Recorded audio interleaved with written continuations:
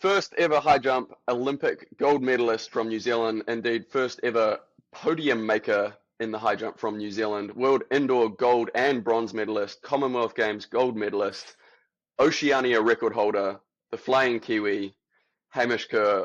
Welcome and thanks for chatting with me, mate. Yeah, thanks for having me on, man. Yeah, just super stoked to be here. So, it's a couple weeks after the Olympics in Paris. You had a marathon jump off for gold and silver that just kept going. I sort of hate this question, but I have to ask it. Like, describe the feeling of clearing the bar on that last jump and winning gold in front of 80,000 people in person and however many millions or billions were watching on TV. Yeah. Um, oh, look, I mean, it's a moment that will continue replaying in my head for the rest of my life. And something that,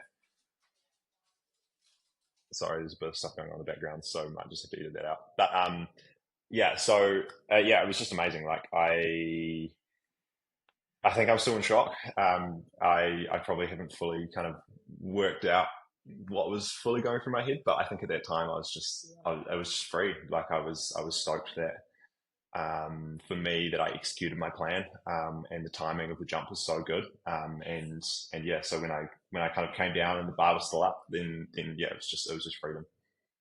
How soon into a jump do you know that you've cleared it or not? Is it one of those things that like in the run up you're like, oh yeah, this one feels good. I feel like I'm in the right timing. Is it as you take the leap you're like, okay, this one feels good, or is it you have to be on the mat looking at the bar and it's still there?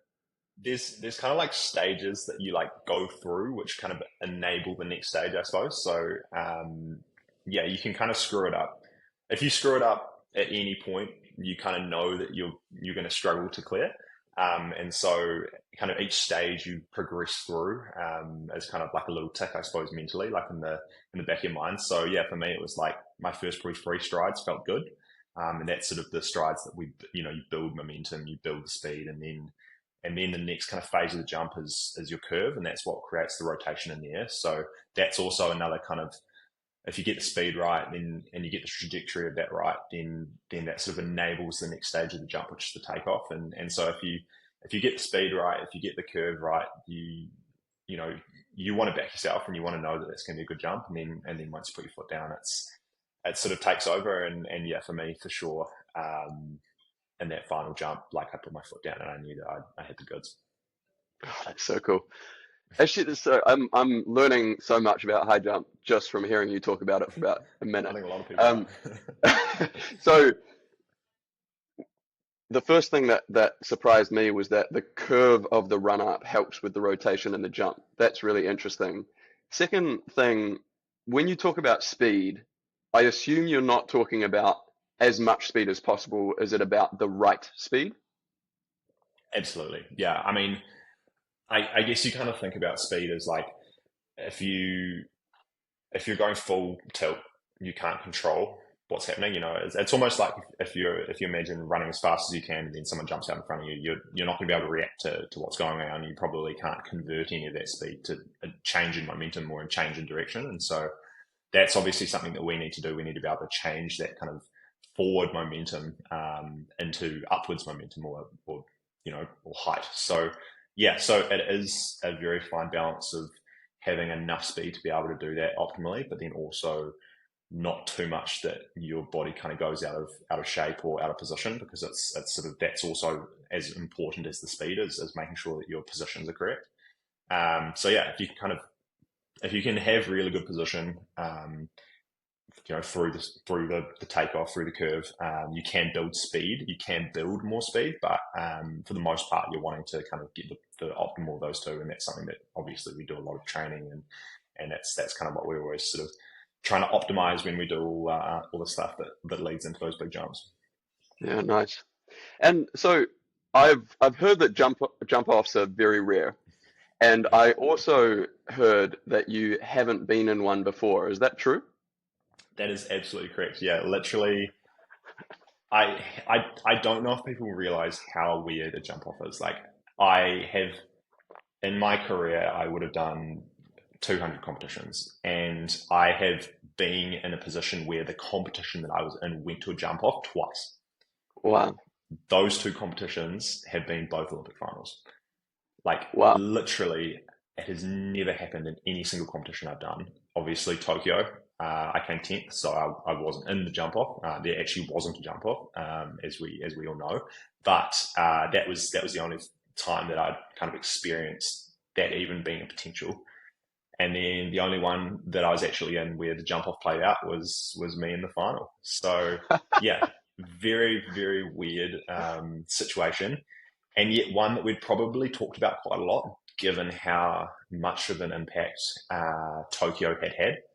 I think that because Tamberi and Barshin decided to share the gold medal in Tokyo, it was something that we talked about at length for the last 3 years. Various high jumpers, you'd sit down at hotels and chat about the ins and outs of it. And you'd always get asked questions about whether you think it was right or wrong and whatever. And yeah, so it was something that we'd probably talked about a lot more than had it just played out.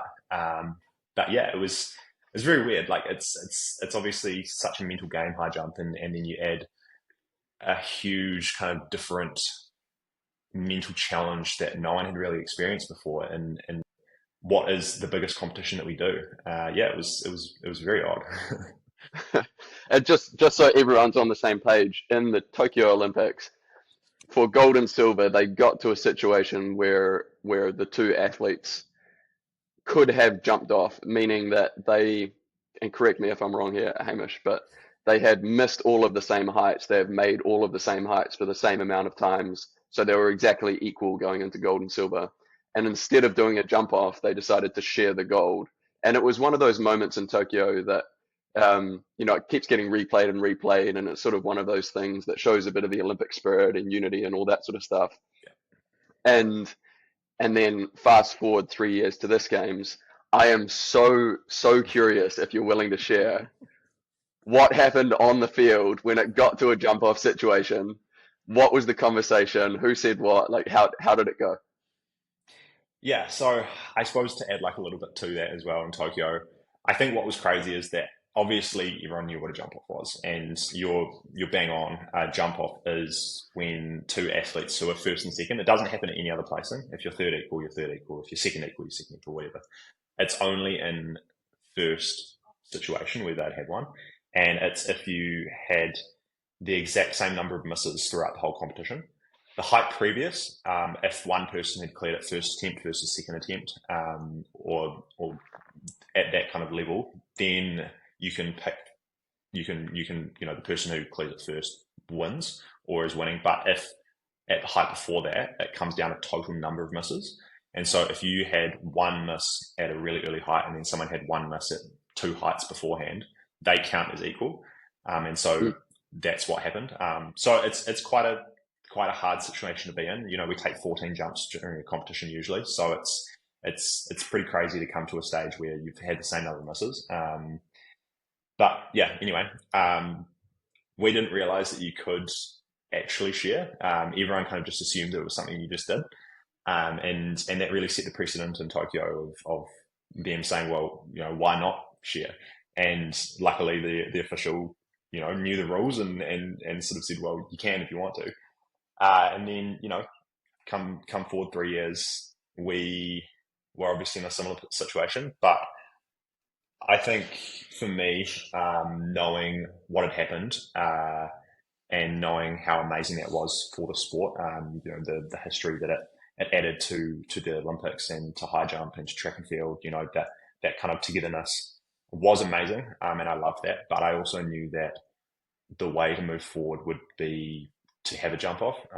And so I'd always told myself in the semi serious, but not really serious, because it was never actually going to happen. Conversations that I'd had with various people, it was like, yeah, I would always take it. Like I'd go for the jump off. I reckon it would just be such a cool way to add to the history of the sport. And so for me, there was no doubt in my mind what was going to happen. As soon as I had that third miss at 2:38, and I knew that we were going to go have the conversation. I walked over to Shelby, who was already sitting there with the two officials, and yeah, I kind of just looked at him in the eyes, and I knew what he was thinking. He knew what I was thinking.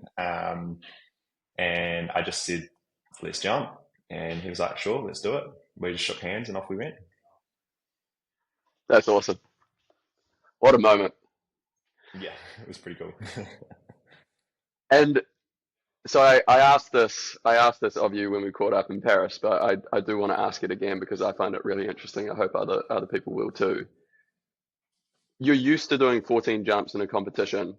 You add in a jump off, and suddenly you're adding potentially 50% on top of that. And you have to assume that fatigue starts playing a part. You know, you train for a certain amount of jumps in competition, and then you're going way beyond that. So how does that work? Like, did you train to potentially be in a situation of a jump off, or was it just new territory, deal with it as best you can? It was definitely new territory. High jumpers were power eventers, so we're definitely much more on the kind of sprinter end of the spectrum to the sprinter versus endurance athletes. And yeah, I wouldn't consider myself a very fit athlete. I'm obviously fit for what I need to do, but you add in multiple extra jumps and it definitely does get tough. It was quite funny. Like I had in the back of my mind, I knew that I was getting tired. I knew that I needed to clear a height, or Shelby needed to clear a height in the next couple of jumps. Otherwise, we were just going to be, we were going to keep clearing or keep missing until the bar went down to like 2 meters, and then someone was just going to scrape over it and win the Olympics, which you don't want that. Like to have a jump off is amazing, but you want it to be one at a high height. You don't want it to be one at a jump that anyone in the field can do. So yeah, it was definitely playing in my mind, but my coach and me, we had the conversation, and he actually got me to bring my mark in, which is something that you don't usually do in a competition. I've never actually brought my mark in So throughout a just comp just usually. to clarify what that means the place that you run up from is closer to the bar than rather than further away. Yeah, so generally what you'd do is you'd go backwards as you build speed and confidence and just get into the competition. I went in, which is the first time I'd ever done that in a competition, and that was just my coach recognizing, because we were able to sort of chat to our coaches through this and just get little sort of technical cues and all the rest of it, and that was him just recognizing, look, mate, like it's the timing is good, the rhythm's good, but your body's just not quite where it was, 5 jumps ago. So yeah, came in and just trusted that, and I was able to get it done. Has it sunk in yet that like you're a gold medalist at the Olympics, you've cemented yourself as a core part of New Zealand's track and field history, you've made history in your event globally. Does that feel real yet? Um, it's starting to, for sure. I I think probably for the first couple of weeks it hadn't. I did have in the back of my mind that I was still going to be continuing competing afterwards, so I was sort of trying to get ready for that next little bit, and I think probably suppressing a little bit of that stuff. But yeah, having sort of just in the last couple of days decided that I will actually be finishing my season, I think that yeah, I'm starting to ride the waves of emotion for sure, and I think I'll be probably riding bigger and bigger waves over the next few weeks. But yeah, it's definitely something that I think I'll never fully understand the context of until I probably retire and properly reflect and look back on that. But yeah, it's definitely a pretty crazy place to be, that's for sure. So let's talk about that because you and I caught up on the field during the closing ceremony. Actually, I've got a few questions here, but actually the first question. So when we were catching up on the field, you had athletes running up to you asking for selfies. Is that a new type of attention? Yeah, yeah, definitely. I mean, I think probably in track and field, and it's a relatively niche sport. And there's sort of pockets of the world where people do understand track and field quite well. So I wouldn't say it's completely unheard of. There's definitely places we go where people know who we are as track and field athletes, and it's something I've probably experienced a little bit in the last 12 months, especially since winning World Indoor Championships Yeah. in March. Like I think that's sort of starting to cement my place in that sort of top echelon of sport throughout every event in track and field, not just high jump, but yeah, definitely very different when it comes to the Olympics. Like to have people from different sports or people you've never met before. Even since then, I've been in airports in the middle of Europe, and people come up and be like, "Oh, you're the high jump guy, right?" Like, and so yeah, it's definitely crazy, and I assume that going home will probably be another step above that, and yeah, remains to be seen. But it is definitely weird. Like, I think for me, like growing up watching the sport and seeing how much of an impact those guys could have on me, and not probably realizing that actually other people were also in that position. And then to sort of now be the kind of athlete that people look up to is it's yeah, it definitely takes some getting used to. I don't feel like a star; I just feel like me. So it's yeah, it's cool. I like it. I just on that, I had a great chat with Michaela Blyde, the Olympic gold medalist Yeah, rugby player, and she met one of her idols during the Olympics, Shelly-Ann Fraser-Pryce, yeah, and was just blown away by how friendly and nice she was. And the reflection that she had was, and actually a lot of messages that she had after that experience were, you are like that to people. mm, And I think it's a beautiful reminder that, you know, as athletes, like we're still ourselves, right? Like we're still ourselves through the whole journey. But now you, Hamish, have made history in New Zealand. You will be the absolute idol for kids who are growing up wanting to jump. And it's like a reminder of the responsibility that athletes have to try to create space for people, create time for people, because you might be that one little nudge that pushes them on to doing something amazing themselves. I just thought, yeah, like mm. highlighting that, bringing that up, like it's a responsibility, but it's also a really beautiful responsibility. Oh, it's an absolute privilege, right? It's an amazing thing to be a part of. So yeah. Yeah. And so talking on that field at the closing ceremony, we were talking through what your potential plans were after the Olympics, and I was quite shocked actually at how much competition there was over the following. It was like 6 to 8 weeks. I think there were sort of three diamond leagues and a final, something like that. Yeah. And you just mentioned that you've recently decided to cut your season short and call it quits on the season and head home. Do you mind just talking through what led to this decision and why you made it? Yeah. Oh, I mean, I'll give you the abridged version. There's obviously a sort of a lot of different things that go on behind the scenes to make a decision like that. But I think probably the overarching thing for me is this season we had really clear goals. Every competition I did, I was there for a reason, whether it be a technical cue that we were trying to work on, whether it was a process that we were trying to achieve, whether it was a lead into a bigger competition. So we sort of needed some competition practice and what have you. And so all of that energy and all that kind of that focus led up to Paris.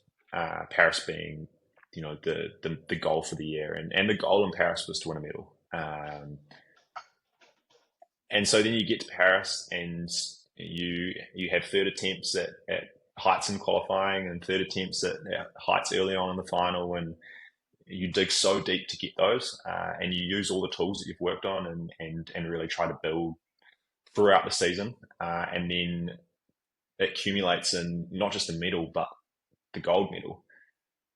It's kind of like we've achieved everything what we wanted to this season, and to continue to compete after that was going to be around just enjoying it, having fun, seeing all the boys on circuit, and just enjoying kind of that last few weeks in Europe before we head home. But yeah, reality is obviously a little bit different. I went to my first competition in Poland in the weekend, and yeah, it was tough.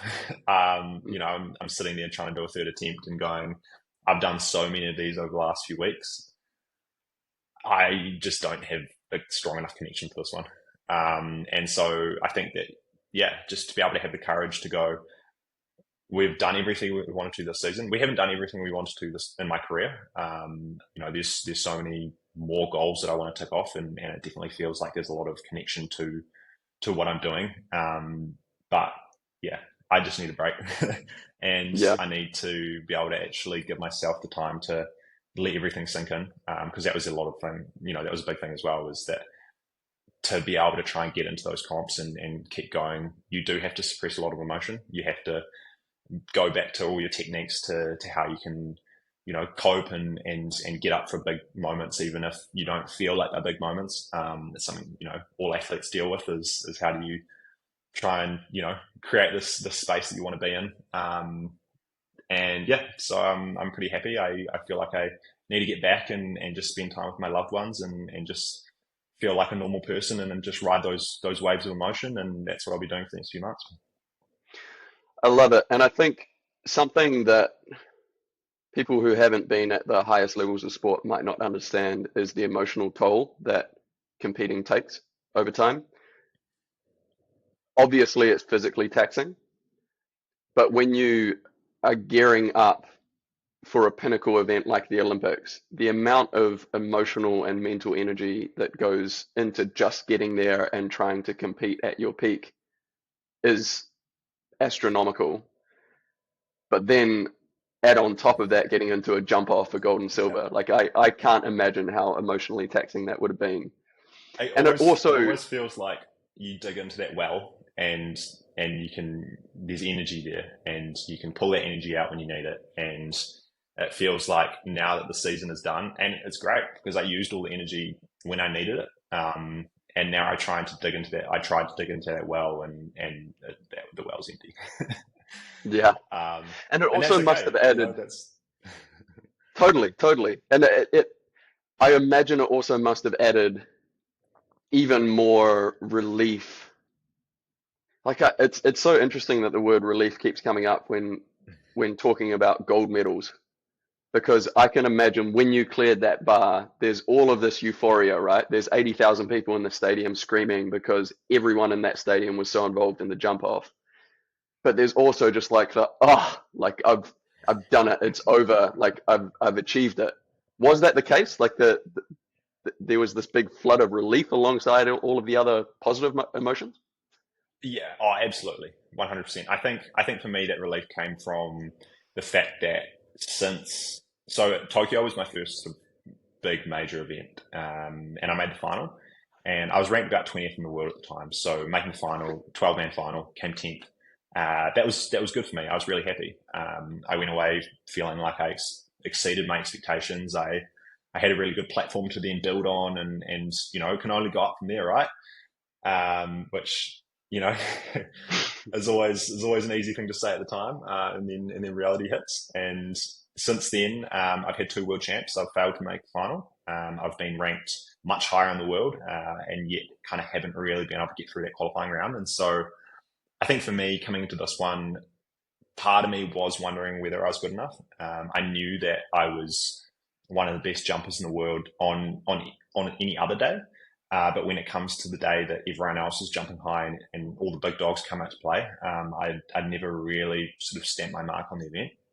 And so I think that, that relief for me was probably stronger after qualifying, after I actually made the final, but then also in the final, having jumped an equal PB and really bringing my best performance out when it mattered.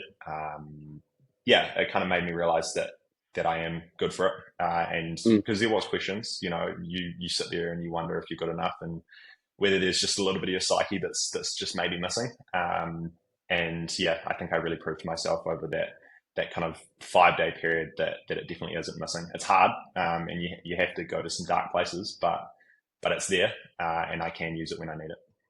Hell yeah, that's such a powerful thing, and it's the first time is the hardest time, right? Like once you've done it once, even if it doesn't, even if it's not there every time, you're like, the knowledge that you have done it is there for you to And pull from. it's almost like, it's kind of scary thinking about it and weird in a way as well, because it's like in that moment, in proving to myself that I did have it, was probably the closest to feeling like I didn't. That was probably the deepest I'd gone, the most scared I was that maybe I'm not good enough. And then sort of at almost that absolute low, that worst of times of going, well, if things don't go my way in these next couple of jumps, then this might be it. To then be able to actually reset, put that aside, and then execute the plan. Yeah, it's weird thinking that it so could have easily gone the other way. And, we could be sitting here having a very, very different discussion for something that is essentially the exact same experience in a way. We'd still put in all the work, and it was just in that moment. It was almost like a switch needed to be flipped, and we're able to do that. That's the beauty of sport, right? It just throws you around. Yep. The margins are so fine from being at the absolute crushing lows of disappointment to running around Stade de France with your Yep. arms in the air. It's incredible. Yep. What is it Good about stuff. what is it about being indoors that makes you more bouncy? Very good question. I think for me, I love indoors because the vibe is just that much closer to you. And Uh-huh. that's Okay. sort of the thing. Also, it's early on in the season, and so that's something that we've really challenged. With this whole talking about mental skills and digging deep is often an indoor season is in Europe in their winter, so that's sort of January, February, March. So early on in the season, our pinnacle event is always August, September. So it's all the same guys, but everyone's kind of in different phases of training and Mm. kind of happy to be competing again, but also not really too worried about how they go. And so it's almost like that freedom to just express and just enjoy. And so that's why traditionally I've done really well indoors. But from that as well, we've kind of looked at those, we've reviewed those performances, and those are the themes that are coming out, and have come out over the last few years. Is when I want to be there, when I feel like there's no pressure, when I feel like it's a performance, you can get the crowd involved, you can just enjoy just competing and showing all the stuff that we work really hard to do. That's when I compete the best. And so I think that's why over this year especially, and then I would like to think it will continue in the next few years, I will get better and better outdoors, because we can take that stuff away and then apply it to the ones that actually matter. Yeah. Yeah, nice. There's one I hadn't written this question down, but the image comes to me in my mind. So I was watching your jump off. I was really lucky. I'd had a whirlwind day and I was asked to go to the New Zealand house on the Champs-Elysees, and I got there and it was right at the start of your gold silver jump off. So I was able to watch that whole ending unfold surrounded by Kiwis going crazy, like clapping with you, clapping with the stadium as you were Exactly. going to jump. Yeah. And it was just amazing. I mean, it was the atmosphere in with a couple hundred people in the house was amazing. So I can't even imagine what it was like in the stadium. But the memory that I have is before you start the run up to your jump, you smile, and I love it. And I have an inkling of why this might be part of the routine, but I'd love for you to just talk through a little bit why you do that smile before you start your run up. Um, yeah, I mean, it started a few years ago. It was obviously a technique that we talked about using, and I employed it through talking to my team, and it kind of came from Damien McKenzie a little bit, and just kind of watching other athletes and their body language. The power of positive body language is obviously something that is it's a massive thing.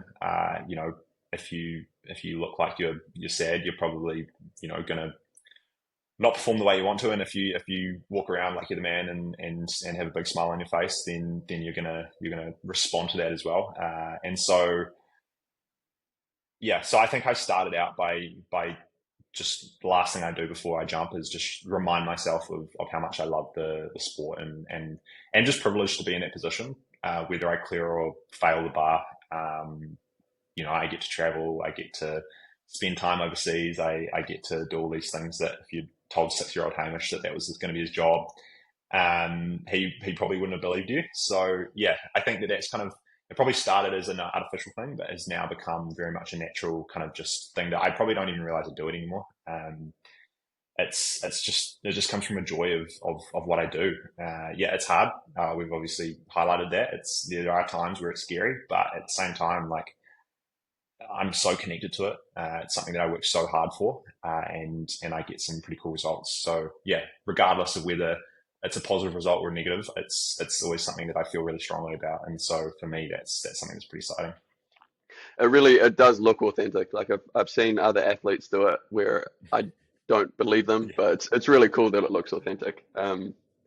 Have you seen the meme of you that was flying around social media? Yes, yes. So for those who haven't seen it, please just Google Hamish Kerr meme. But it's It's so basically funny. Yeah.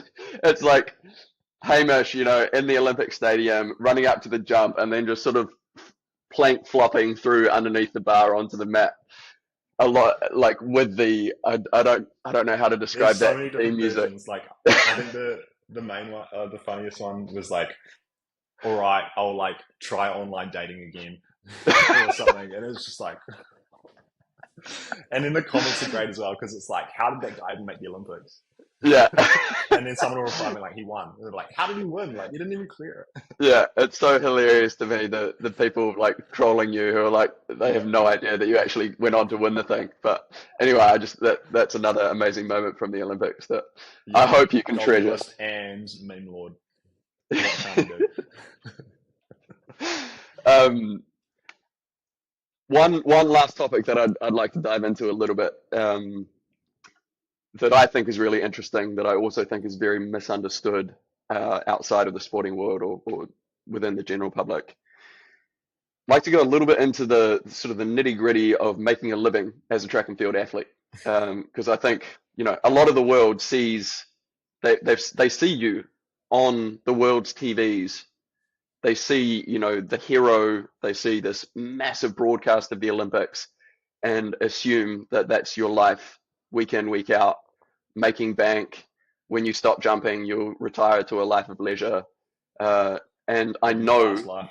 exactly, yeah, like I know for most athletes in the world, the vast majority of the athletes in the world, this is not the case. Can you talk us through just a little bit about the what making a living as a track and field athlete looks like? Like, how does it work?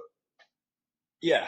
Um, there's kind of three sort of main ways we make money. The first way is by prize money.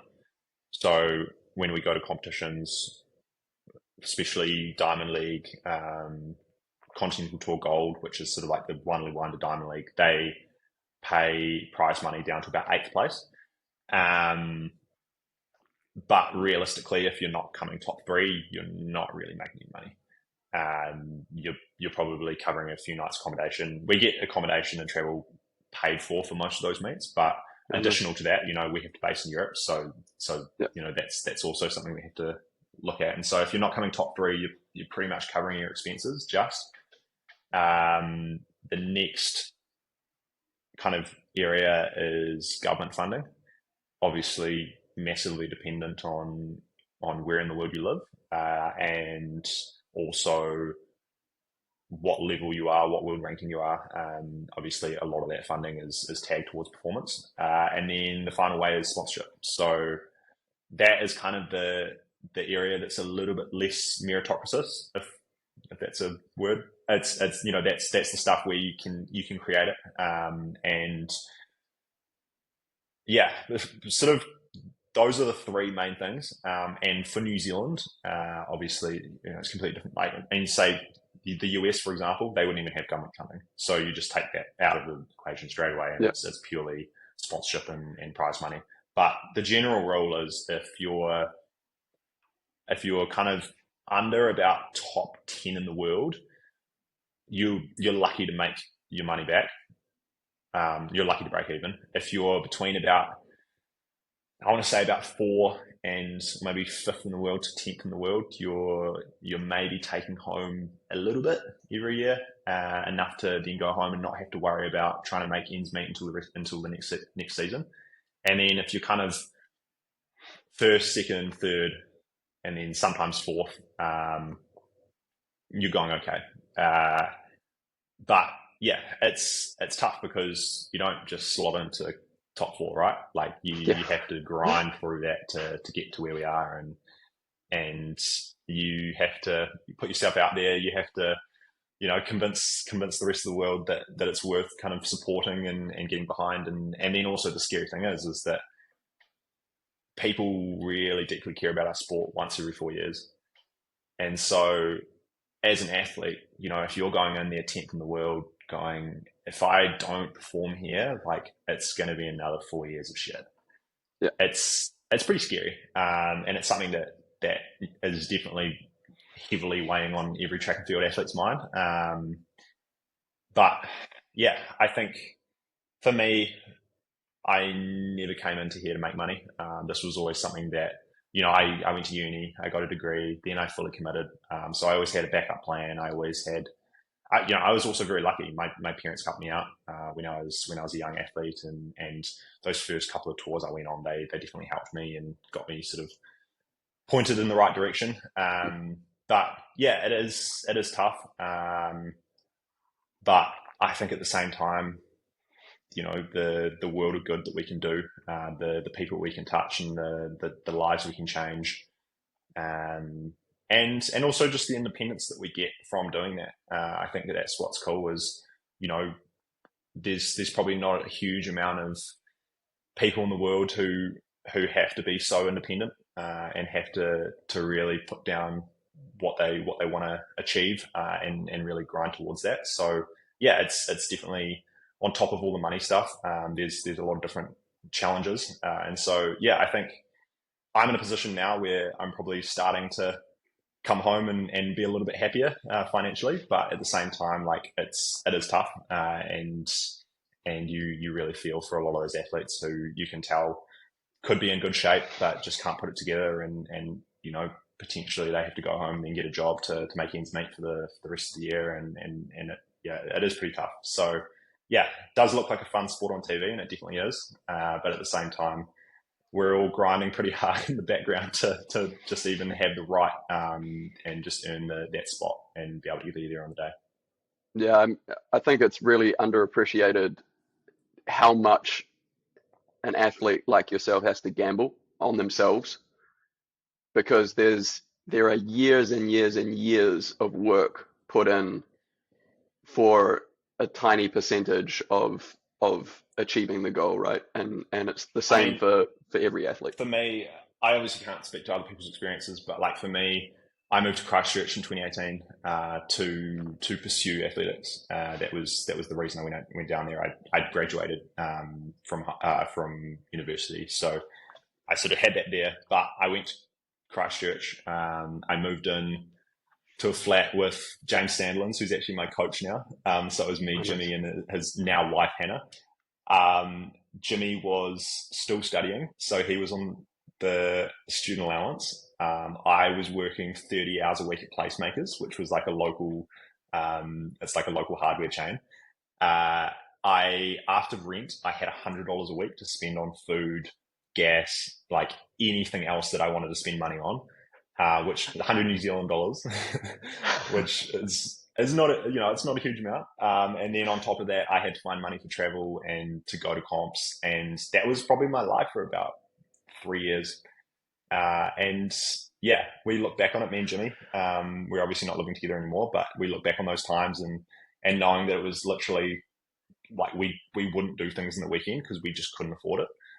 And yeah, it's a distant memory now for sure, but I think at the same time, like we were there and it felt fine at the time because we knew that we were grinding for something that we really like loved and really wanted to do well at. So yeah, definitely very different, but there's a lot of athletes out there who are doing very similar things, and yeah, it is tough, that's for sure. That's that's amazing. What a what a journey from there to here. And Yeah, I very think different. like I just want to highlight, it makes it even more impressive to me that you, Hamish, and other athletes in similar situations made a commitment to give a percentage of income, because it's easy for the LeBron Jameses to give when it will not do anything to affect their livelihood or anything like that. It's a lot harder to give when things are uncertain.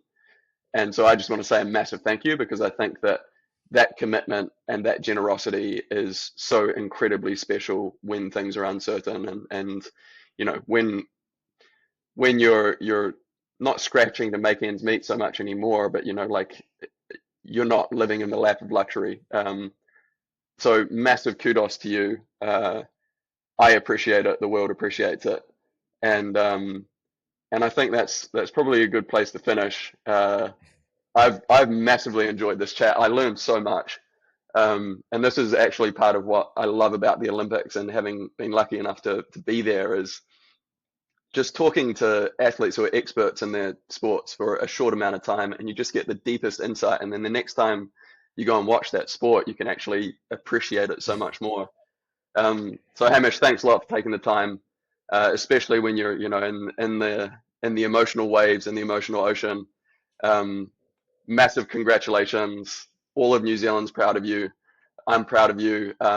I hope you can really enjoy the time off and enjoy the big hugs with your loved ones. And yeah, hope to see you back in New Zealand and back out jumping over bars whenever you feel ready.